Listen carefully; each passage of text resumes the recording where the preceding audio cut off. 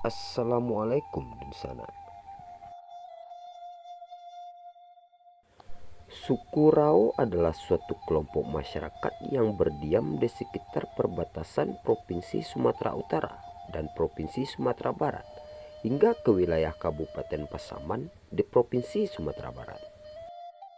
Masyarakat suku Rao hidup di antara beberapa kelompok etnis besar, yaitu suku Batak Mandailing, Batak Padang Lawas di sebelah utara, suku Melayu Riau di sebelah timur, dan suku Minangkabau di sebelah selatan.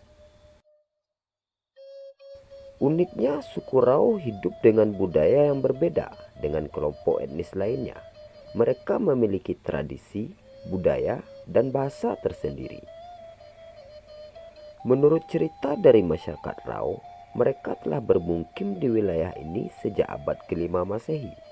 Sedangkan asal-usul suku Rao tidak diketahui secara pasti. Tapi dilihat dari struktur fisik, suku Rao sepertinya masih berkerabat dengan orang Batak Mandailing dan orang Batak Padang Lawas. Berdasarkan cerita dari orang Mandailing, bahwa suku Rao ini sebenarnya masih keturunan Mandailing.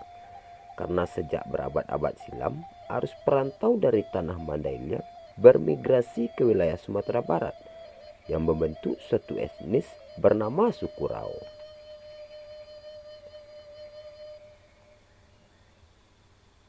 Tetapi menurut penuturan beberapa masyarakat Rao, bahwa suku Rao adalah komunitas tersendiri, yaitu suku Rao, berbeda dengan Batak Mandailing, bukan Minangkabau, dan juga bukan Melayu.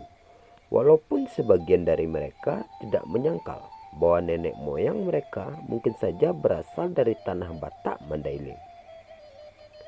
Dalam masyarakat Rao terdapat beberapa marga yang mungkin masih terkait hubungan dengan marga suku Batak Mandailing, seperti marga Mandahiling, Mandailing, Nasution, Lubis, dan lain-lain. Secara fisik, orang Rao bisa dikatakan masih serumpun dengan etnis Batak. Tapi dari segi bahasa, sepertinya bahasa Rao berbeda dengan bahasa Batak. Walaupun terdapat beberapa kemiripan dengan bahasa Batak Mandailing.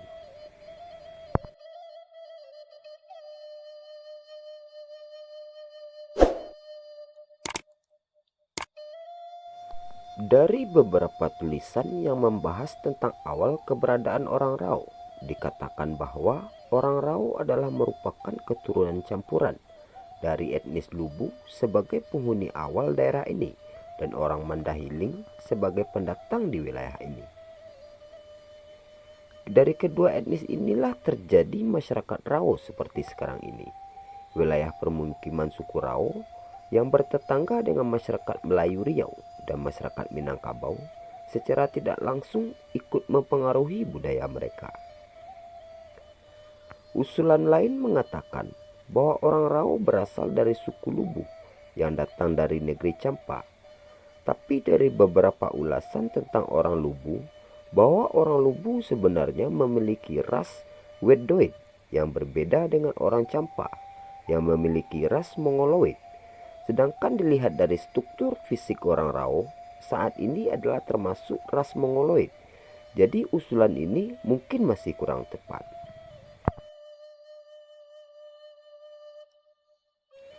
Wilayah Rao berada dalam lingkaran Bukit Barisan, meliputi berbagai daerah seperti Huta Godang, Panti, Padang Gelugor, Langsat Kadap, Lubuk Layang, Kubusutan, Sungai Ronyah, Selayang, dan Muaro Sipongi, disebut dengan Rao Persilama, yang terletak di tengah Pulau Sumatera.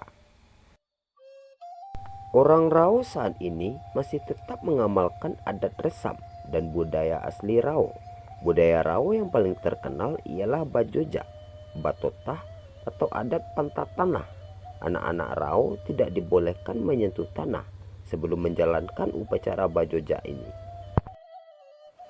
Bahasa Rao merupakan bahasa yang digunakan masyarakat Rao termasuk ke dalam rumpun bahasa Malayo Polynesian.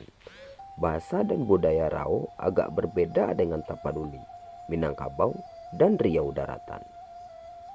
Menurut J.B. Neumans dalam buku berjudul Sejarah Mapat Tunggul, dikatakan bahwa bahasa yang digunakan di Mapat Tunggul adalah bahasa Melayu dialek Rau, kecuali di Muaro, lebih murni tapi masih berhubungan dengan bahasa yang dipakai orang Rau. Rau sebagai daerah perbatasan tidak dapat menutup diri dari kehadiran para tetangga yang memasuki daerahnya, seperti halnya orang Batak Mandailing, orang Melayu Riau, maupun daerah lainnya yang masih berada dalam kawasan Pasaman, seperti Bonjol dan Lubuk Sikapyang. Kehadiran para tetangga tentu saja merubah khasanah budaya maupun bahasa. Dengan sendirinya, perpaduan berbagai macam ras dan suku bangsa tersebut melahirkan suatu bahasa yang agak berbeda dengan lainnya. Bahasa Rau sebenarnya adalah merupakan bahasa yang sangat berkerabat dengan bahasa Melayu. Oleh karena itu, bisa dikatakan bahasa Rau merupakan bahasa Melayu. Bahasa Rau berbeda dengan bahasa Batak dan bahasa Minangkabau.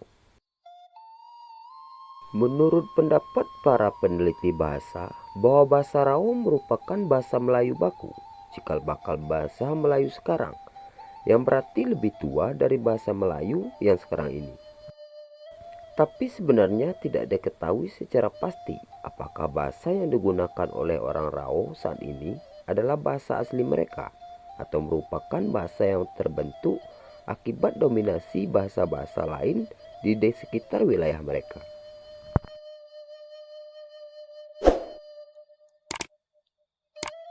Cerita tentang budaya Rau justru banyak terdapat dalam catatan sejarah yang ditulis oleh orang Belanda.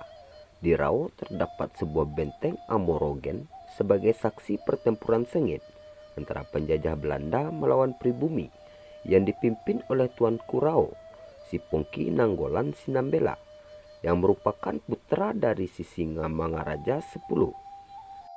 Rau di masa lalu merupakan sebuah kota yang besar, pusat perekonomian dengan terdapatnya tambang emas terbesar di Sumatera pada waktu itu. Letnan Santu Infanteri J.C. Boelhauer yang tulisannya yang diterbitkan dalam bahasa Indonesia oleh pemerintah daerah Pasaman. Dalam buku tersebut diceritakan tentang penduduk suku Rau di Sumatera. Menurut orang Rau, mereka adalah bangsa yang tua. Ini dibuktikan dengan terdapatnya berbagai bukti arkeologis, barang purbakala yang berumur ribuan tahun di Rau, seperti Candi Tanjung Medan di Petok Panti, Candi Pancahan, Arca Duara Pala, Padang Nunang, Prasasti Lubuk Layang, dan Candi Bukit Rau yang ditemukan oleh Amran Datuk Jorajo. Semenjak kedatangan Belanda ke Rau yang berjaya mengalahkan pasukan Padri beserta pemimpinnya seperti Tuanku Imam Bonjol, Tuanku Rau, dan Tuanku Tan Busai, sampai sekarang Rau telah banyak dimasuki oleh pendatang dari Tapanuli dan Minangkabau. Masyarakat suku Rau sendiri ternyata banyak yang berada di Medan, Palembang, bahkan di Malaysia. Sementara di tanah Rau sendiri telah banyak dimasuki oleh pendatang yang bukan suku Rau untuk mengisi kekosongan yang terdapat di Rau.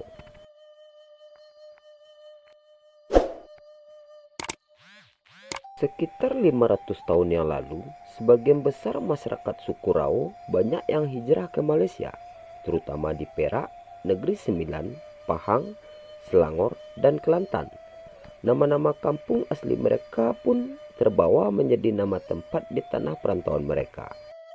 Di Malaysia, orang Rau sendiri disebut sebagai orang Rawa.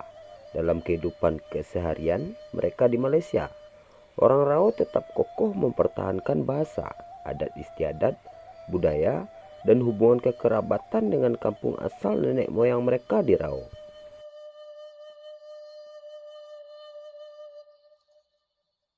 Daerah Rau adalah daerah yang strategis, terletak di tengah Pulau Sumatera, dan dahulunya daerah ini menghasilkan emas, beras, kerbau, kopi, dan rempah-rempah.